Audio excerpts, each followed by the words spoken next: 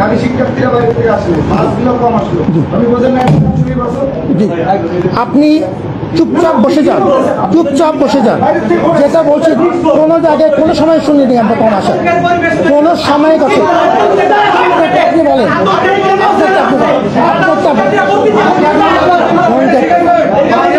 চেঁচামেচি কিচ্ছু হবে না, আমরা সেটা ছিলাম না।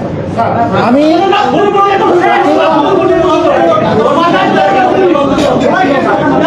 আমার সাথে চিৎকার চেঁচামেচি করে লাভ নাই ভাই।